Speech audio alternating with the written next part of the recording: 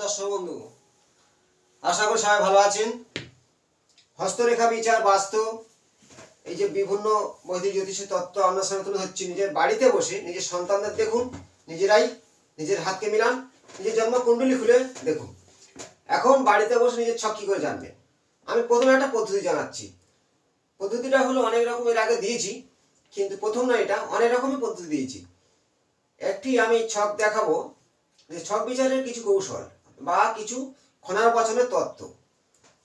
ধরো যে কোনো জাতকই জাতিকার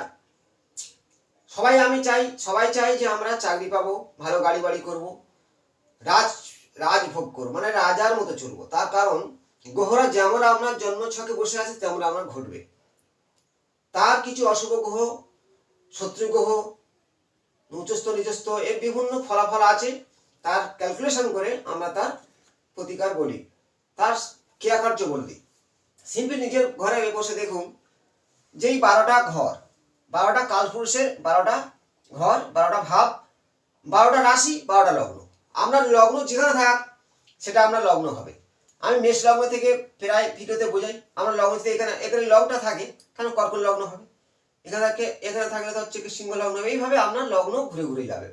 এটা রাশি, এখানে চন্দ্র বসলে এটা রাশি হবে। যেরকম কর্কট রাশির ঘর, এখানে চন্দ্র আছে মানে কর্কট রাশি। চন্দ্র যদি এইখানে আসে তাহলে তুলা রাশি হবে। চন্দ্র যদি এখানে বসে মেষ, তাহলে এখানে মেষ রাশি হবে। তেমন চন্দ্রকে ধরে আমরা রাশি বলি, আর লগ্নকে ধরে আমরা লগ্ন বলি।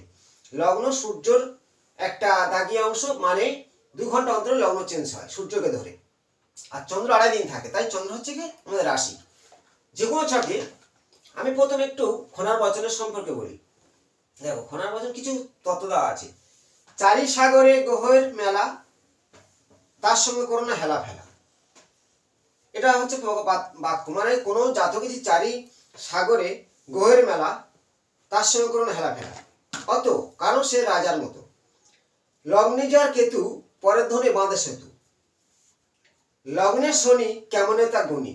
লগ্নে গলা কাটা, তার সঙ্গে ঘরে কত বেটা। ছকের অনেক রকম পদ্ধতি আছে। আমি কয়েকটা জিনিস, একটা ভিডিও হয় না, আমি হাতরে বেশি ভিডিও করি। অনেকের প্রশ্ন, দাদা তুমি ছক বিচার করো? আমি অবশ্যই ছক বিচার করি। জ্যোতিষ মানে কি? বাস্তব মেন ছক বিচার। হাত, এই ডেট অফ বার্থ, নিউরোলজি মানে সংখ্যা তত্ত্ব, তার ডেট অফ বার্থ বলে দেওয়া যায় যে তার কুণ্ডলী কেমন হবে। 3টে 4 মানে 3টে 4 ডিস্টার্ব হবে, 3টে 9 বিবাহ জীবনের সমস্যা হবে। আমি অনেক ভিডিও দিয়েছি। তা যাই হোক, আগে বলে দিই। মেষ, বৃষ, মিথুন, কর্কট, সিংহ, কন্যা, তুলা, বৃশ্চিক এবং হচ্ছে কি ধনু। এইভাবে আমাদের 12টা ঘর আছে, 12টা রাশি। লগ্ন যেখানে সেখানে আমি ধরবো। প্রথম দেখাবো লগ্নে কেতু, এখানে দিয়েছি লগ্নে কেতু, পরের ধনে বাঁধে সেতু। অবশ্যই পরের ধনে বাঁধে সেতু।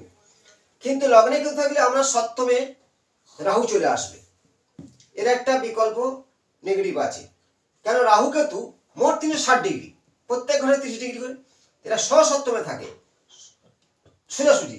এখানে থাকলে এখানে থাকবে। সেইভাবে এদের স্বসপ্তম মানে 180 ডিগ্রি করে দুজনে থাকে, 360 ডিগ্রি কভার করে রাহু কেতু। এই রাহু কেতুর একপাশে সব গ্রহ পড়ে গেলি বলা হয় যে কাল সর্পদোষ। কাল সর্পদোষ উচ্চ র্যাঙ্কে কাল সর্প আছে, নিম্নমুখী কাল সর্প আছে। কাল সর্পদোষে জীবন কয়লা করে দেবে একদম, আবার কাল সর্প উচ্চ র্যাঙ্কে তুলবে। তার যাই হোক, ওটা একটা পদ্ধতি। এটা হচ্ছে কি লগ্নে কেতু যার, পরের ধনে বাঁধো সেতু। অবশ্যই যে কোনো নারীর লগ্নে কেতু থাকলে সে পরের ধনে সেতু বাঁধাবে। কেমন? তার হাজব্যান্ড হয়তো বড় অঙ্কের অফিসার, বা তার শ্বশুর বাড়ির সম্পত্তি, গাড়ি বাড়ি অবশ্যই থাকবে। তারা হচ্ছে কি লগ্নে কেতু, পরের ধনেই বাঁধে সেতু। কিন্তু লগ্নে কেতুর কিন্তু মুন্ডু নেই। এরা অনেক সময় ভুলভাল কাজ করে ফেলে। আর লগ্নে কেতু সপ্তমে রাহু থাকবে, এদের বিবাহ জীবনে কিন্তু বারে বারে একটা স্বামী স্ত্রীর মধ্যে সমস্যায় লেগে যায়। আবার সপ্তম ঘরটা কার? তুলা রাশি ঘর। যদিও তুলা রাশি অধিপতি গ্রহ হলো শুক্র। শুক্র রাহুর সঙ্গে একটা মিত্রতা ভাব আছে। কিন্তু বিবাহ ঘর, সপ্তম থেকে বিবাহ ঘর বিচার করা হয়। রাহু সবসময় যেন রাগ, লোভ, এদের মধ্যে লোভ, একটা বাড়ি আর 4টা বাড়ি করবো। তেমন লগ্নে যদি রাহু থাকে, কেতু তাহলে এখানে চলে আসবে, সপ্তমে চলে আসবে। তেমন লগ্নে যদি এটা গলা কাটা বলা হয়, মানে রাহুর গলা কাটা, মানে তার ধর নেই, দেহ আছে, তাহলে এটা হচ্ছে এর মুন্ডু নেই, লগ্নে বসে আছে, যদি এই বেটা ওখানে চলে যায় তাহলে এর দেহ নেই ধরা আছে। লগ্নে যদি গলা কাটা, তার পেছনে ঘুরে কত বেটা। তার কারণ অনেক রাজনীতিবিদ, বড় ডাক্তার, তাদের লগ্নে রাহু আছে, এদের লোভ। আমি ভিডিও করছি, অনেকে খারাপ লাগতেই পারে যে ডাক্তারদের বেশি লোভ। হ্যাঁ, এরা হচ্ছে কি, এদের মধ্যে কোনো মেয়াদের এরকম, এরা টাকা, এখনকার দিনে ডাক্তার হলে টাকা চাই। অনেক মানুষ টাকার জন্য ভালো চিকিৎসা করতে পারে না, এরা কিন্তু সেটা সাপোর্ট করে না। এদের টাকা, 2-4টে গাড়ি বাড়ি আছে, আরো লোভ। এই লগ্নে রাহু, যেমন আজকের ওই জেলে পড়েছে যে ডাক্তার, তা যাই হোক, ওসব বন্ধ আমি বলতে চাই না, কিন্তু এদের বিষয়ে লগ্নে রাহু থাকে, এদের পিছনে কত বেটা ঘরে, মানে এরা 2 নম্বরই কাজকর্ম বেশিরভাগ করে। লগ্নে রাহু থাকলে এদের লোভের শেষ নেই।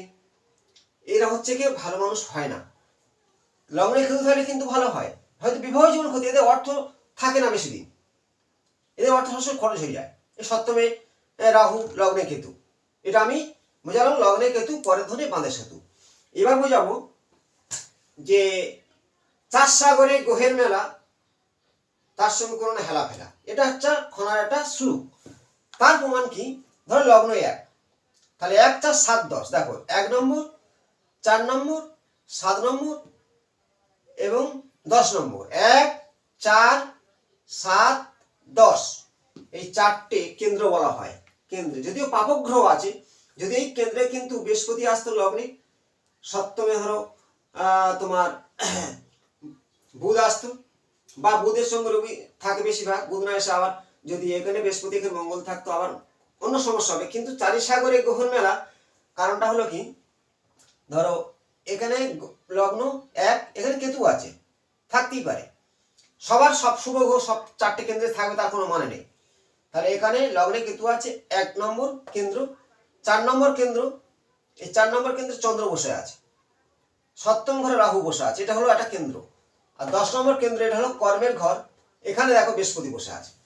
তাহলে 4 সাগরে গ্রহের মেলা, তার সঙ্গে কোনো হেলা ফেলা। এই জাতক জাতিকা জাত থাকবে, এদের প্রচুর ধন, অর্থ, গাড়ি বাড়ি, লোকবল, মানে এদের সমাজের একটা খ্যাতিমান থাকবে, এরা অবশ্যই থাকবে।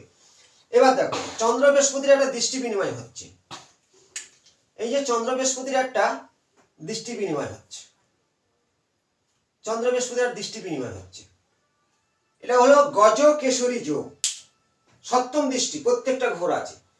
গজ কেশরী যোগ, এদের হচ্ছে কি, গজ মানে হচ্ছে হাতি, কেশরী মানে সিংহ, এদের সিংহ মধ্যে আক্রমণ, এবং এটা রাজা, আর গজ হলো হাতি, শক্তিশালী। তেমন গজ কেশরী যোগ যথেষ্ট ভালো ফল দেবে। কেন্দ্রে চন্দ্র আছে, কর্কট রাশি হয় এই জাতকের, কিন্তু এই যে চন্দ্র নিজের ঘরে নিজে বসে আছে, 4 নম্বর থেকে আমরা মাতৃ বিচার করি, মাতা, বাড়ি, গাড়ি এবং সৌন্দর্য তার বাহার, তাহলে এখানে চন্দ্র নিজেই বসে আছে। 10 নম্বর কর্মের ঘর, এখানে বৃহস্পতি বসে আছে, এটা হলো মকরের ঘর, এবং বৃহস্পতি আর শনির এমন কিছু শত্রুতা নয়, সমভাব, এবং বৃহস্পতি কি হয়, এখানে কর্ম দেবে বৃহস্পতির দ্বারায়, পূর্ণ দৃষ্টি বিনিময়ে গজকেশরী যোগ সৃষ্টি হয়েছে। তাহলে 4 সাগরে গ্রহের মেলা, তার সঙ্গে কোনো না হেলা ফেলা। যদি এইখানে লগ্নে 4 সাগরের মধ্যে এখানে শুক্র আসতো, লগ্নে শুক্র, হ্যাঁ, এখানে রবি, বা রবি বলছি, এখানে লগ্নে শুক্র আর সপ্তমে বুধ থাকতো, তাহলে এই 4 সাগরে গ্রহের মেলা আরো শক্তিশালী হয়ে যেত। জাস্ট আমি লগ্নে এখানে কেতু দিচ্ছি, কেন লগ্নে হচ্ছে কেতু, পরের ধনে বাঁধা সেতু বোঝানোর জন্য, কিন্তু যাই হোক, এখানে 4 সাগরে গ্রহের মেলা, তার সঙ্গে কোনো হেলা ফেলা, এটা হবে। এবার আমি দেখাবো যে গ্রহদের ভাবভঙ্গি। দেখো শুক্র পিছনে, আগে চন্দ্র, শুক্র পিছনে আগে চন্দ্র, লগ্ন থেকে ধরলে এখানে দেখো 2 নম্বর ঘরে শুক্র নিজের স্বক্ষেত্র হয়ে বসে আছে, এটা বৃষ রাশির ঘর, নিজের স্বক্ষেত্রে শুক্র বসে আছে। তাহলে এখানে শুক্র একটা পাহাড়পুর, শুক্র কি ভোগী গ্রহ, সৌন্দর্য, ভোগবিলাসী, এখানে বসে আছে নিজের ঘরে স্বক্ষেত্র হয়ে। এখানে রবি থাকলে অষ্টমিত হয়ে যেত, কিন্তু একাই বসে আছে, ভালো ফল দেবে। আগে চন্দ্র আছে, এখানে দেখো বৃহস্পতি আছে, আগে বুধ আছে, এর একটা ফল না। এবারে শনি থেকে অনেক 2-3টে ঘর আগে, আমি অনেক ভিডিও করেছি যে শনির 2টো ঘর আগে মঙ্গল, বা মঙ্গলের 1-2 ঘর আগে শনি, সে চার্ট অটোমেটিক ভালো হবে। তার কারণে শনি দেখো বসে আছে, ধরো 5ম 6ষ্ঠ ঘরে বসে আছে। এই 6 নম্বর ঘরটা কার? কন্যা রাশির ঘর। এখানে 6 নম্বর ঘর শনি কিন্তু যথেষ্ট বলিষ্ঠ, মানে শক্তিশালী। এখানে 6 নম্বর ঘরটা আমাদের কি বিচার করে? রোগ, শোক, ব্যাধি এবং শত্রু। শনি কিন্তু পরাক্রম দ্বারা শত্রুকে নাশ করতে পারবে। আর রাহু তাহলে আরো শক্তিশালী হবে। তাহলে এখানে শনির থেকে অনেকটা দূরে মঙ্গল আছে। এখানে ধরো এই ধরনের শনি আগে একটা ঘর পিছনে চন্দ্র আছে, এবং চন্দ্রের আগে আছে শুক্র হচ্ছে কি পিছনে আছে, বা যদি এখানে শুক্র আগে আসে চন্দ্র পিছনে থাকে সেটাও তার শুভ ফল দান করবে। আগে বুধ পিছনে বৃহস্পতি, আগে বুধ পিছনে বৃহস্পতি, এটা হচ্ছে একটা শুভ, মানে একটা রাজ্য। এবং বোধায়িত্ব দেখো, রবি ও বুধ বোধায়িত্ব যোগ 11 নম্বর ঘরে বসে আছে, মানে একাদশ ঘরে শনির ঘর। এখানে বুধ আর রবি বোধায়িত্ব যোগ, বেশিরভাগ এরা সরকারি আন্ডারে কোনো কর্মের ক্ষেত্রে যুক্ত হবে, হতেই হবে। রবি বুধ বোধায়িত্ব যোগ আমরা অনেক চোখে দেখেছি, 6 নম্বরে ভালো ফল দিয়েছে, একাদশে ভালো ফল দিয়েছে। সরকারি চাকরি এদের বেশিরভাগ কানেকশন হয়ে থাকে, যে কোনো একটা কর্মে যুক্ত, একাদশ ঘর থেকে প্রচুর আয় করবে বুধ ও রবি, এবং এরা শিক্ষাগতের যোগ্যতাও ভালো তৈরি করবে।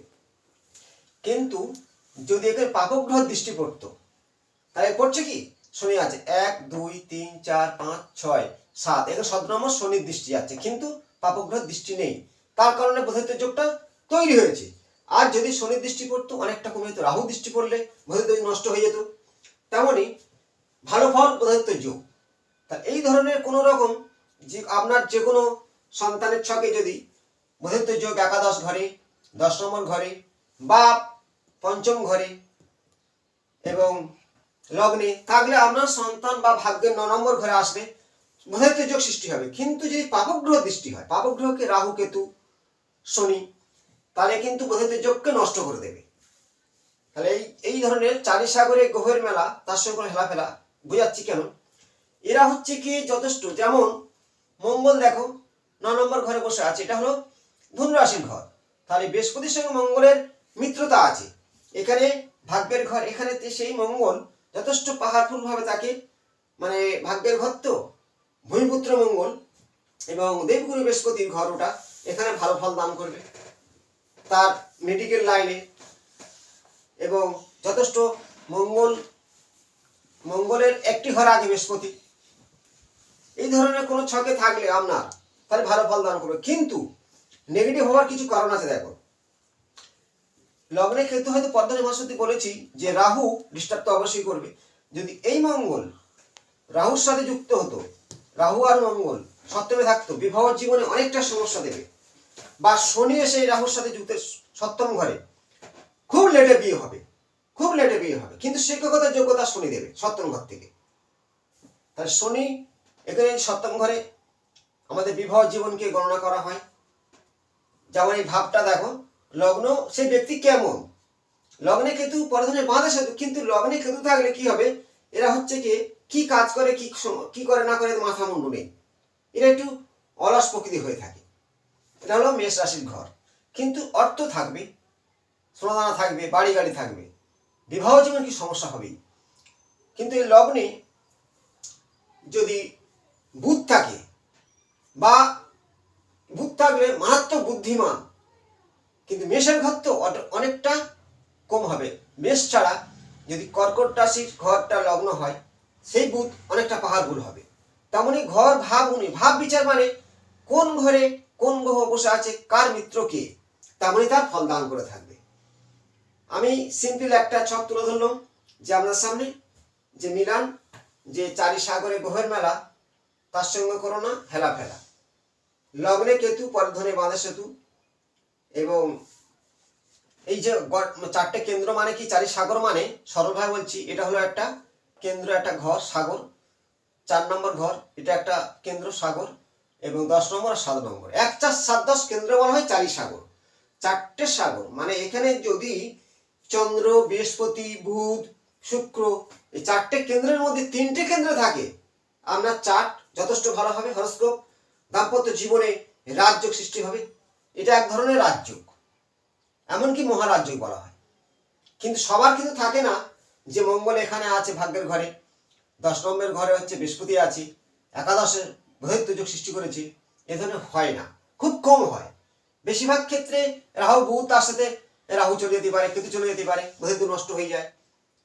তা ছকের বিচার, একজন প্রশ্ন ছক নিয়ে বিচার করেন, তার জন্য আমি কিছু ফর্মুলা জানালাম। জ্যোতিষ মাত্রই প্রত্যেকে ছক বিচার জানে, হস্তরেখা বিরাট জানে, কেউ কম কেউ বেশি, কিন্তু পেশা হচ্ছে কি আমার হস্তরেখা বিচারটা আমার পেশা। আর বাস্তব আমরা ছকটা যেভাবে থাকুক, যদি আমরা বাস্তব ডিস্টার্ব থাকে, রাজ্য সৃষ্টি হয়, আমরা বাস্তব যদি ডিস্টার্ব হয়ে যায়, অনেকে দেবে পুরাতন বাড়ি ছিল, নতুন বাড়ি করার পর থেকে তার সমস্যাই ঘটে যাচ্ছে। ভুলভাল বাস্তব আপনার অনেকটা ড্যামেজ করে দেবে, কিন্তু যাদের হরস্কোপ এই চার্ট ভালো থাকে তাদের বাস্তব অনেক সময় ভালোই থেকেই যায়। এগুলো আমাদের প্রমাণ হয়েছে। ভালো থাকুন, প্রত্যেক শেয়ার করুন। নমস্কার।